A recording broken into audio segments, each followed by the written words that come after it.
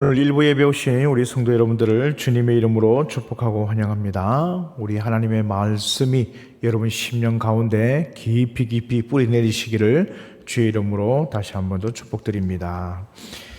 오늘 본문의 말씀은 관계 회복을 위한 영적 원리라는 제목으로 말씀을 전하도록 하겠습니다. 트랜스 카디스 기법이라는 건축 기술이 있습니다. 이 기술은 스페인의 이 세계적인 건축가입니다. 안토니오 가우디가 처음으로 사용한 건축 마감 기술입니다. 안토니오 가우디라고 하면은 우리가 잘 아는 이 사그라다 파밀리아 성당을 설계한 건축가로 잘 알려져 있는데, 이 사그라다 파밀리아 성당은요, 지금까지도 건축되고 있는 세계적으로 가장 아름다운 성당 건축물로 우리에게 유명하게 알려져 있습니다.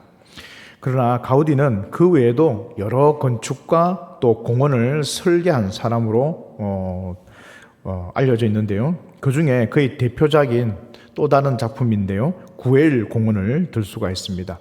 여러분들에게 이해를 좀 높이기 위해서 구엘 공원 사진을 제가 준비를 했는데요. 사진을 한번 보여주시겠습니까? 예. 지금 여러분들이 보고 있는 것이 이제 구엘 공원 위에서 이게 찍은 사진입니다. 그 다음 사진도 한번 보여주시면서 말씀 이어가겠습니다. 이 구엘 공원은요, 이 깨진 타일을 모자이크 형태로 붙이는 트랜스 카디스 기법으로 만들어진 것이 굉장히 특징입니다. 공원의 상징인 도마뱀 모형이라든지 벤치라든지 또 파도 동굴이라든지 천장 등의 곳곳에 이 트랜스 카디스 기법으로 이 장식이 되어져 있습니다. 하지만 이것은 지금은 전 세계적으로 너무나 유명한 기법이기 때문에 많은 곳에서 이런 모습으로 건축을 하고 있습니다. 근데 당시에는요, 이 도자기 또는 이 타일 이런 것들이 매우 귀한 물건이기 때문에 깨어진 도자기를 버린다든지 타일을 버린다는 것이 굉장히 낭비고 아까운 것이었습니다. 때문에 가우디는요, 도시 전체에서 이 깨어진 타일과 도자기를 다 모아서 그것을 하나하나 색깔별로 이것을 다시 모으고 그것을 다시 붙임으로 인해서 새로운 아름다움을 창조하는 이 트랜스 카디스라는 기법을 만들게 되었다는 것이죠. 비록 그 한 장은 깨어진 것들이고 부서진 것들입니다. 그런데 그것을 모아서 그것을 하나하나 색깔별로 다시 정렬시켜 보니까 너무나 아름다운 예술 작품이 되고 또 건축물이 되더라라는 것을 우리가 알 수가 있게 되는 것이죠. 이런 것들을 보면서 우리는요, 우리 인생도 참 이와 같다라는 생각을 하게 됩니다. 우리 삶의 여러 관계들이 아픔과 상처로 인해서 때로는 깨어지기도 하는 것이죠. 내 마음도 깨어지기도 하고 내 관계들도 하나씩 깨어질 때가 참 많이 있습니다. 특별히 그 관계 속에서 이 가정이라는 것이 굉장한 출발을 하게 되면서 그런 관계의 첫 단추를 끼게 되는데요. 그래서 어떻게 보면 이 가정 안에서도 많은 상처와 아픔으로 오늘날에는 그 가정들이 깨어지는 가정들이 참 많이 있다는 것을 알 수가 있습니다. 하지만 이런 깨어짐 속에서도 하나님은 그 조각조각들을 모으시고 그것을 하나로 묶어내시는 하나님의 손길을 우리가 보게 된다는 것입니다. 그래서 깨어졌다는 것 자체는 불완전함을 이야기합니다. 깨어진 것 자체는 아름답지가 못합니다. 하지만 그것이 다시 연합되어지고 다시 모아질 때는 이전보다도 더 아름다운 모습으로 만들어져 가는 것. 어떻게 보면 우리 신앙생활이라는 것이 이와 비슷한 것 같기도 합니다.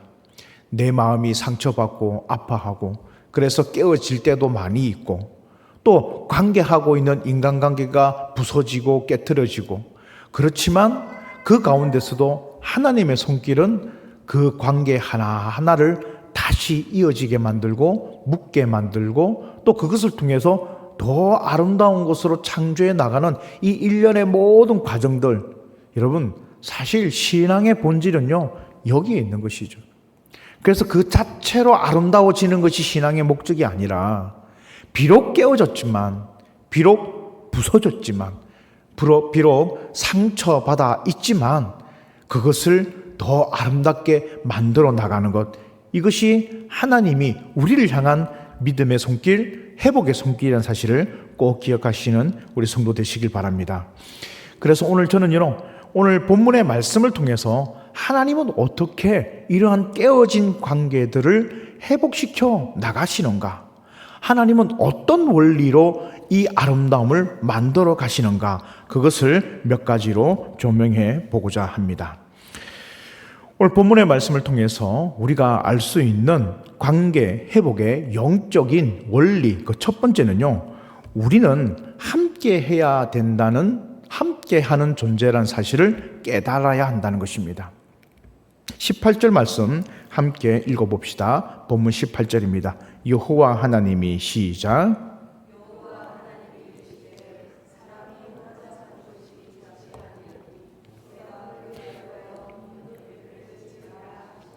아멘. 18절 상반절에 보면 하나님께서 사람이 혼자 사는 것이 좋지 아니하다라고 말씀하고 있습니다. 여기서 좋지 않다라는 이 좋다라는 표현은요, 히브리어로 토브라고 하는데요, 이 토브라는 것이 단지 눈에 보기에 좋다 안 좋다 이것을 의미하는 것이 아니라 하나님 보시기에 아름답다라는 뜻이 토브라는 것입니다. 이 토브란 단어가 많이 사용된 것이 천지 창조하는 과정 속에서 하나님께서 만드시고 보시기에 좋았더라, 이런 표현이 자주 반복되는데요, 나중에 사람을 만들고는, 아담을 만들고는 하나님 보시기에 매우 좋았더라 이렇게 말씀하시면서 이 토브가 계속해서 반복됩니다. 그러니까 여기서 토브라는 것은 하나님의 뜻에 알맞다, 이런 뜻을, 의미를 가지고 있다고 볼 수가 있는 것이죠.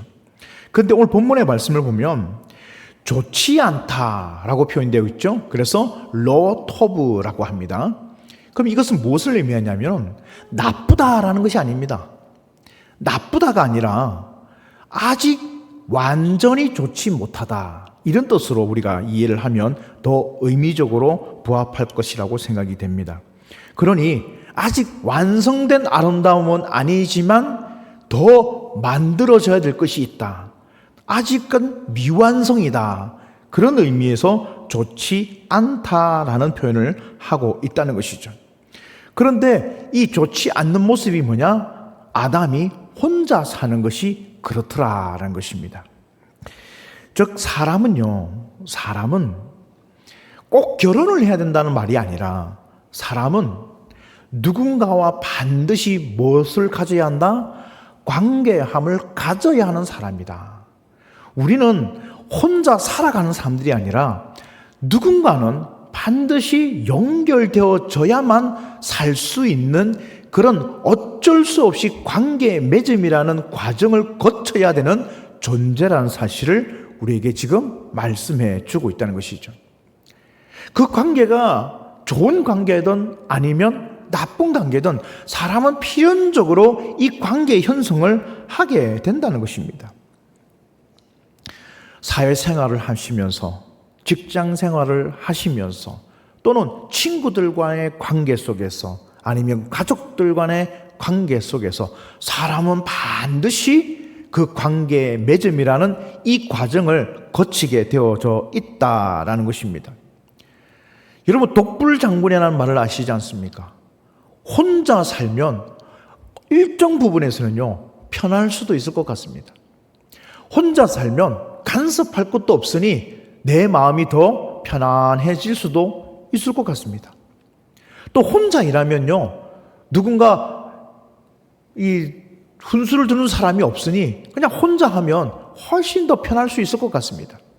그런데 그 편안함보다도 혼자 했을 때 그 헛헛함, 그리고 공허함, 또한 그 혼자 할 때의 외로움이 훨씬 더 크다는 것입니다.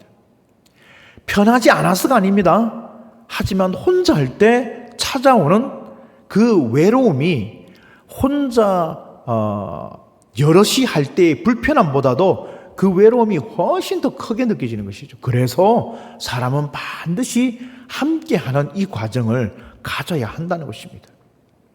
때문에 사랑하는 성도 여러분, 제가 그 TV 프로에 보면 자연인이다, 나는 자연인이다, 이런 프로 혹시 보신 적 있으십니까? 남자분들 그렇게 좋아한대요. 혹시 남편 되시는 분들이 나는 자연인이다 이것을 뚫어지게 보고 계신다면요, 혼자 살고 싶은 거예요. 같이 살고 싶지 않은 것이죠. 만약 그런 혼자 살면 참 좋을 것 같은데, 근데 저는요, 그것보다도 함께 할 때가 훨씬 더 내게 유익이다라는 사실을 꼭 기억하시는 우리 성도 되시기 바랍니다.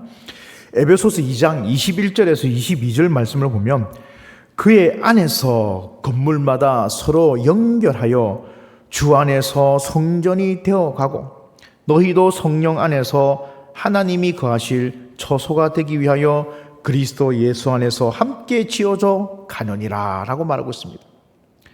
때문에 저는 단호히 말씀드릴 수가 있을 것 같습니다. 신앙생활은 혼자 하는 것이 아닙니다. 기독교 신앙은 혼자 가지는 것이 아닙니다. 인터넷으로 예배드리면서 온라인 송금을 하면서 그렇게 하는 것이 기독교 신앙이 절대로 아니라는 것입니다. 기독교 신앙은 함께 하는 것입니다. 거기에 초점이 맞춰져 있습니다. 하나님이 원하시는 것은 바로 그 함께 함 속에서 하나님이 만들어가는 그 과정이 하나님의 뜻이라는 것입니다. 그것이 아름답다라는 것입니다. 비록 그 아름다움 속에는요, 자세히 보면 금도가 있습니다. 상처도 있습니다. 스크래치도 나 있고요. 때로는 마감이 잘 안 될 수도 있습니다. 뭔가 삐뚤삐뚤하고요, 모양이 맞지 않을 때도 있습니다. 앞서 우리가 살펴봤던 트랜스 카디스 기법처럼 모양이 일정하지가 않고요, 다 지 멋대로 생긴 것들입니다. 그런데 그것이 모이고 서로 결합되어지고 연결되어지고 또 그렇게 사람들이 함께 모여서 만들어 갈 때 멀리서 보면요, 그게 너무 아름답다는 거예요. 너무 멋있는 건축물이 된다는 것입니다. 교회도 그렇게 만들어가는 것이죠. 혼자 신앙생활이 아니라 함께 지어져 간다는 사실을 꼭 기억하시는 성도 되시길 주의 이름으로 축복드립니다. 두 번째, 우리가 이 관계 회복을 위한 영적인 원리, 그 두 번째는요, 불완전함을 인정할 수 있어야 한다라는 것입니다. 본문 말씀 19절과 20절 말씀 읽으면서 계속 안으로 들어가 봅시다. 19절, 20절입니다. 여호와 하나님이 시작.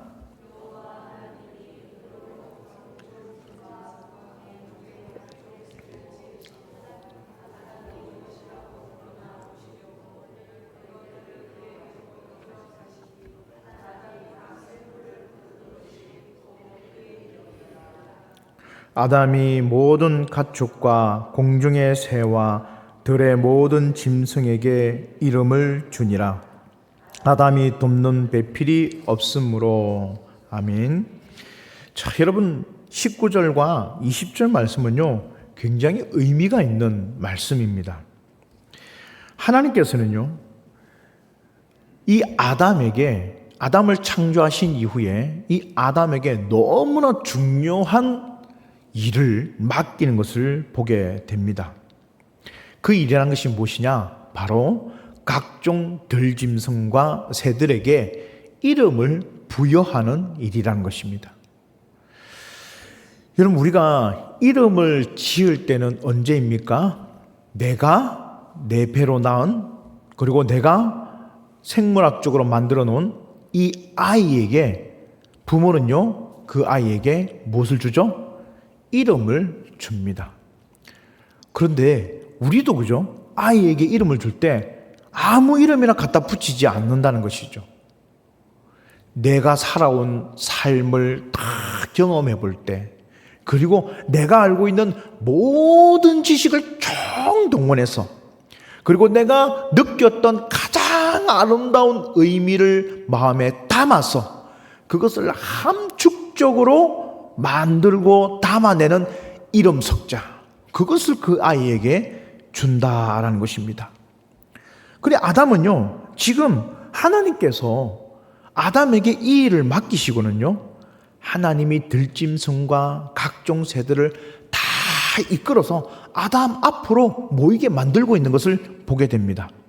그래, 아담이 찾아다니면서 이름을 지은 것이 아니라 하나님께서 아담에게로 뭐 하셨다? 본문의 말씀을 보면 이끌어 가셨다라고 말씀하고 있습니다.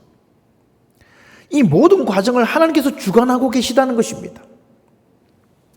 아담이 그 각종 생물들의 이름을 어떻게 짓는가? 하나님이 아마 유심히 지금 살펴보고 있는 것 같습니다. 그래서 아담이 어떤 이름을 짓는지 보시면서 때로는 감탄하기도 하며, 때로는 기뻐하기도 하며, 때로는 좀 아쉬워하기도 하면서 그 이름 짓는 모든 과정을 하나님께서 잘 살펴보고 계시는 이 아름다운 에덴 동산에서의 모습을 지금 우리에게 보여주고 있는 것 같습니다. 근데 여기서 우리가 집중해야 될 것은요, 지금 아담이 이 이름 짓는 이 일을 할 때 하와가 있었겠습니까? 없었겠습니까? 본문의 말씀을 보면 하와는 아직 창조되지 않았습니다. 그러니까 아담은 그 일을 할 때 참 이것이 보통 일이 아니거든요. 여러분, 우리 자녀들이 이름 하나 짓는 것도 얼마나 며칠을 고민하면서 또 갈등하면서 서로 의논하면서 그렇게 이름을 짓습니까? 이 아담이 각종 들짐승의 모든 이름을 붙이다 하니까 참 아담 입장에서는요, 그 일이 매우 힘든 일일 것 같습니다. 그 생물의 모든 의미를 함축적으로 담아내는 그 이름을 주어야 하니까 그의 통찰력이라든지 그의 모든 생각의 마음들이 다 집중되어져야 되는 그런 시간들을 지금 보내고 있는데, 이 아담이 그 일을 해보니까, 이 일을 해보니까 참 내가 이 일을 다 완벽하게 하기에는 어떤 존재다?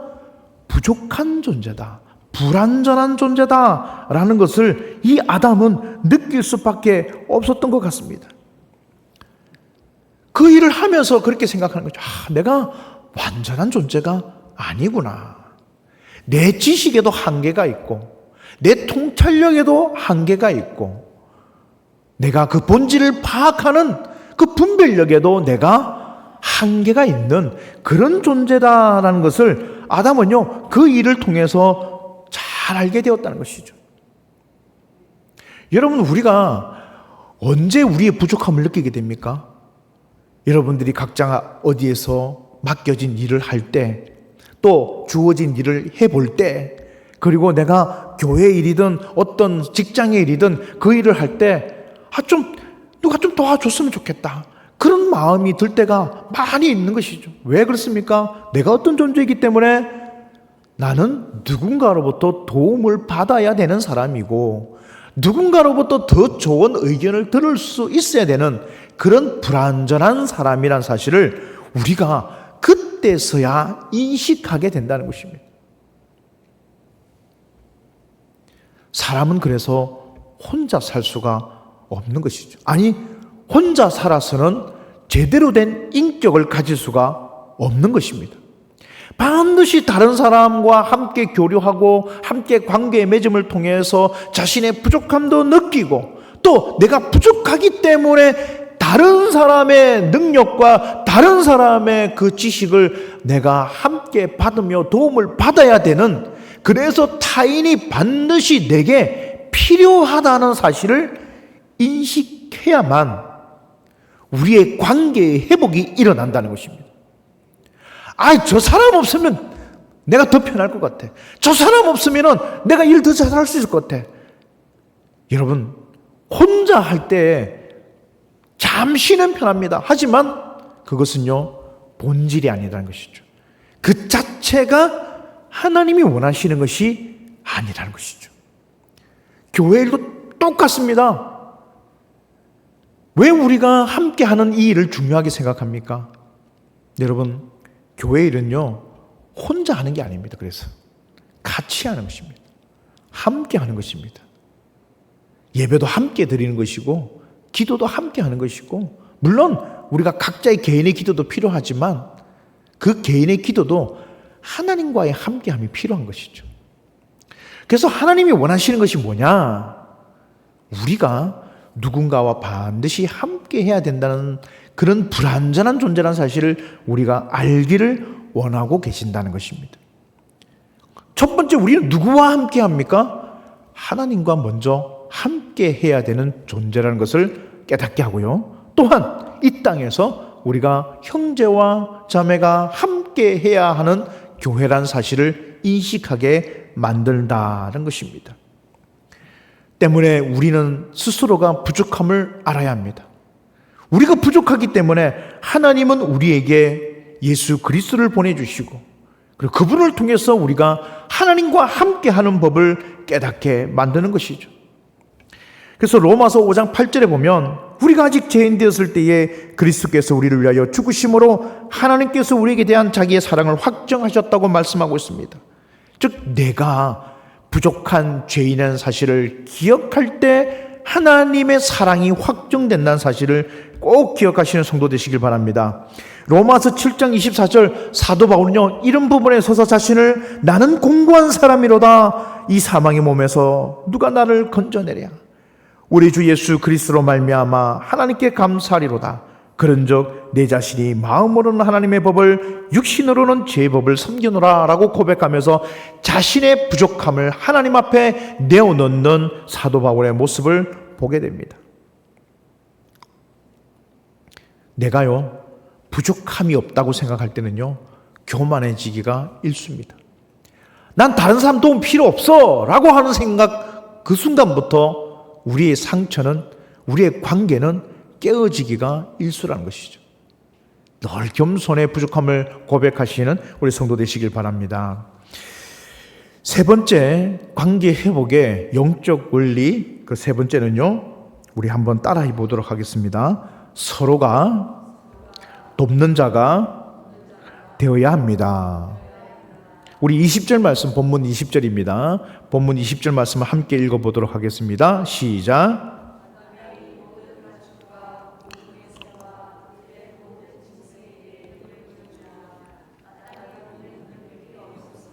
아멘. 하나님은 그 부족함을 느끼고 있는 아담에게 드디어 그 아담을 도울 수 있는 돕는 배필로서 하와를 만드십니다. 여기서 이 돕는 배필이라는 이 뜻이요, 오늘날 우리에게 많은 오해를 불러일으킬 수가 있는데요. 그래서 이 여성은 남성을 돕는 존재로만 여겨지는 어떤 남성에 종속된 존재다, 이런 의미의 생각들이 많이 퍼져 있는 것 같아요. 절대로 그것이, 이 본문의 말씀이 그것을 의미하는 것이 아니다는 것입니다. 하와는 아담을 돕는 게 아닙니다. 하와는 아담을 돕는 존재가 아니라 아담에게 주신 하나님의 뜻, 아담에게 부여한 하나님의 뜻을 돕는 존재라는 사실을 기억하시길 바랍니다.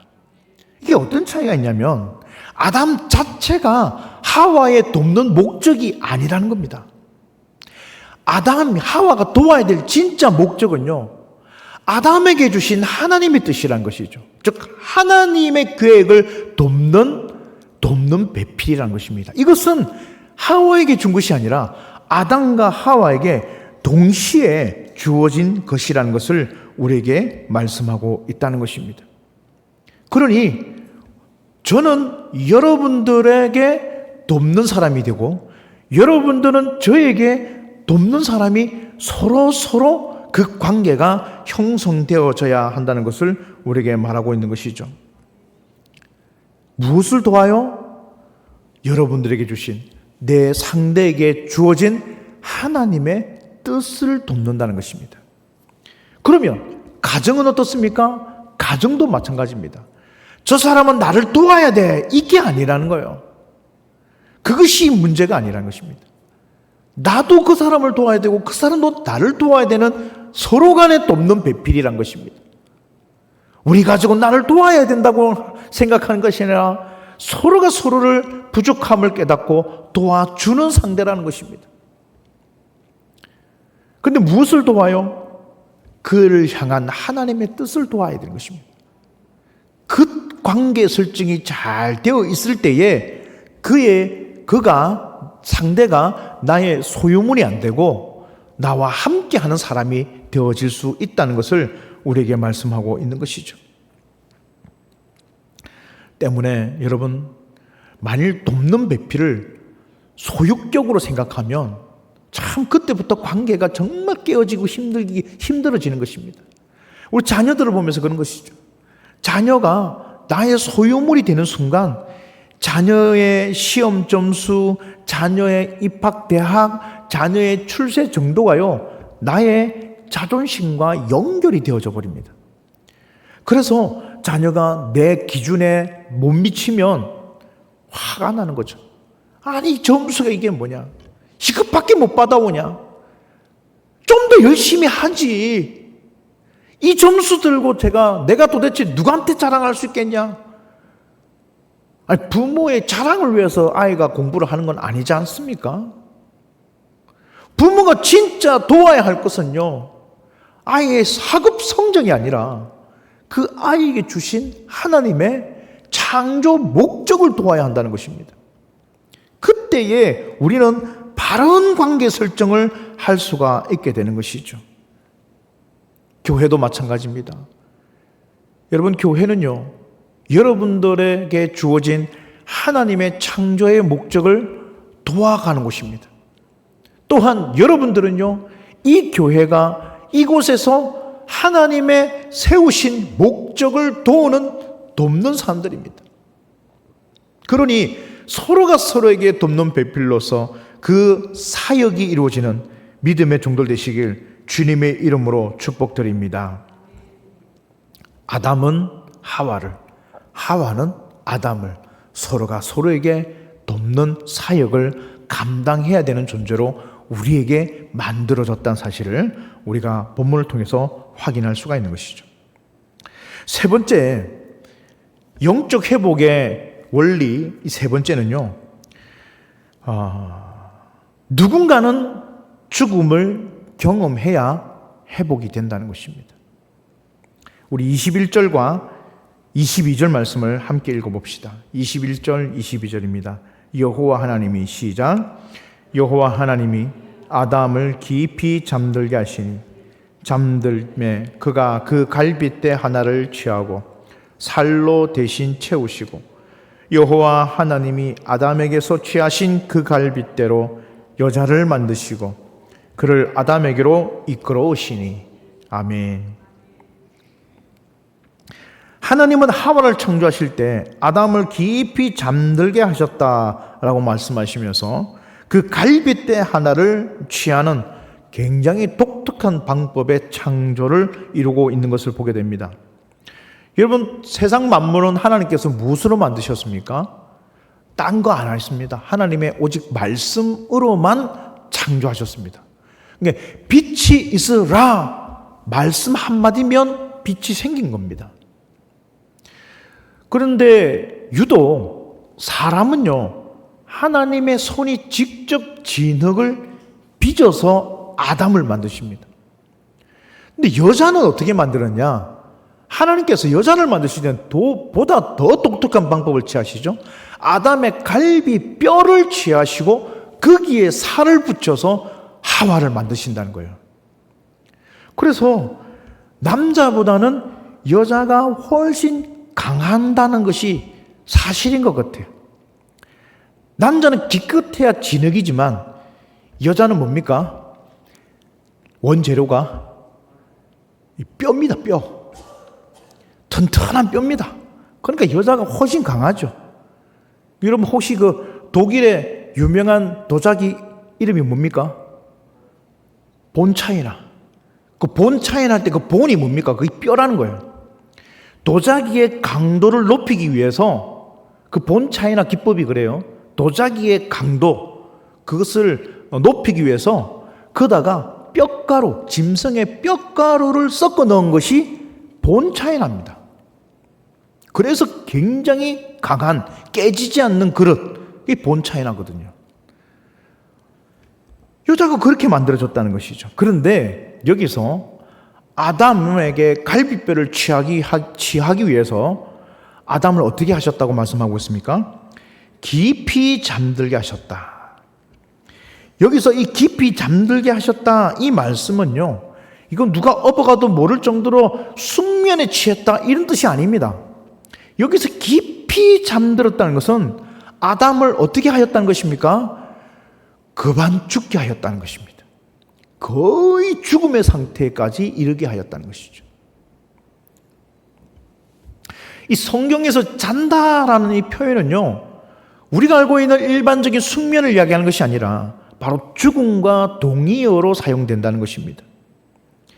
회당장 야이로의 딸이 숨이 넘어가서 죽었을 때 예수님은요, 그 죽음을 보시면서 뭐라고 이야기합니까? 죽은 것이 아니라 잔이라라고 말하고 있죠.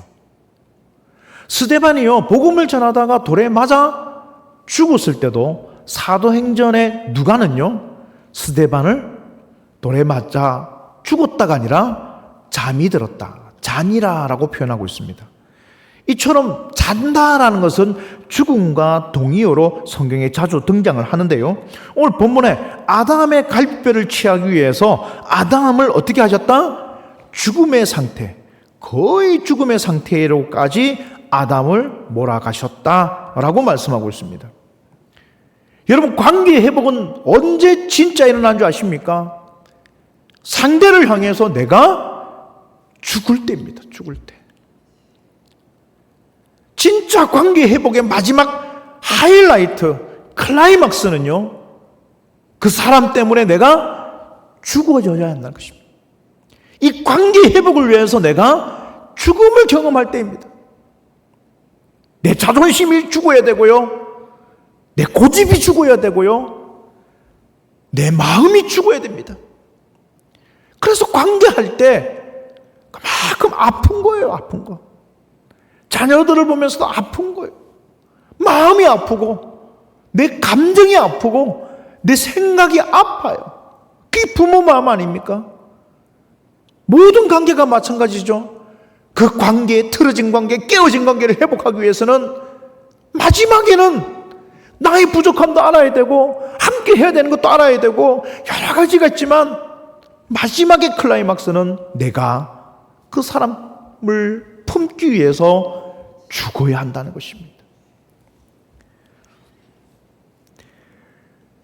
그래서 예수님은 자신의 사랑하는 교회를, 자신의 사랑하는 성도를, 자신에게 주어져 있는 믿음의 성도들을 살리고 하나님과의 관계를 회복하기 위해서 그분은요, 십자가를 지시는 것입니다. 고린도전서 15장 45절에 보면 기록된 바 첫사람 아담은 생명이 되었다 함과 같이 마지막 아담, 누굽니까? 예수 그리스도. 마지막 아담은 살려주는 영이 되었다라고 말씀하고 있습니다. 예수 그리스도는 우리와의 관계를 회복하기 위하여 십자가를 지게 되는 것입니다. 때문에 깨어진 관계의 마지막 처방은요, 십자가입니다. 하나님과의 관계를 회복하기 위하여 우리가 십자가를 바라볼 수밖에 없는 것이죠. 아담은 자신의 옆구리 갈비뼈에서 하와를 만들어내었는데 예수 그리스도는 신부된 교회를 살리기 위해서 자신의 옆구리에 창과 칼을 다 찔러서 거기에서 생명수 그리고 보혈의 피를 다 쏟아놓아 그 신부된 교회를 살려낸다는 것입니다. 우리의 관계도 마찬가지죠. 내가 살아서는요, 절대로 관계가 회복되지 않습니다. 내가 살아있어서는 그 관계의 회복은 있을 수가 없습니다. 언제 회복됩니까? 내가 죽을 때. 내 자존심도 꺾어지고, 내 교만도 꺾어지고, 내 체면도 꺾어지고, 그렇게 나의 모든 것이 다 꺾어지고 죽어질 때 그 관계는 살아나게 된다는 것입니다. 근데 그 꺾어짐, 그 사랑의 죽음은요, 무엇이 전제되는 것입니까? 상대를 사랑하는 마음이 전제되는 것이죠. 고린도전서 15장 20절에서 22절 말씀을 읽으면서 말씀을 가늠하겠습니다. 그러나 이제 시작.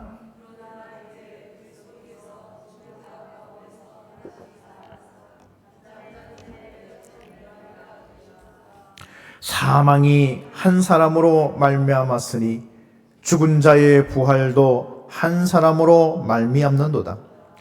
아담 안에서 모든 사람이 죽은 것 같이 그리스도 안에서 모든 사람이 삶을 얻으리라. 아멘. 그래서 우리가 예수를 믿음으로 고백하는 것입니다. 첫 번째는 하나님과 나의 사이의 관계를 회복하고요. 그리고 이 십자가를 내가 짐으로 말미암아서 성도와 성도의 관계를 회복하는 평화의 목적으로 우리는요, 예수 그리스도를 고백하지 않을 수가 없는 것이죠. 사랑하는 성도 여러분, 여러분들에게 주어진 하나님의 십자가를, 그 관계 회복의 십자가를 온전히 지시는 우리 성도 되시길 바랍니다. 다시 한번 말씀드리지만 내가 살아서는 관계가 회복되지 않습니다. 나의 죽음이 그 관계를 회복시키는 미끄럼되는 그런 은혜를 체험하시고 경험하시는 믿음의 종도 되시길 주님의 이름으로 축복드립니다.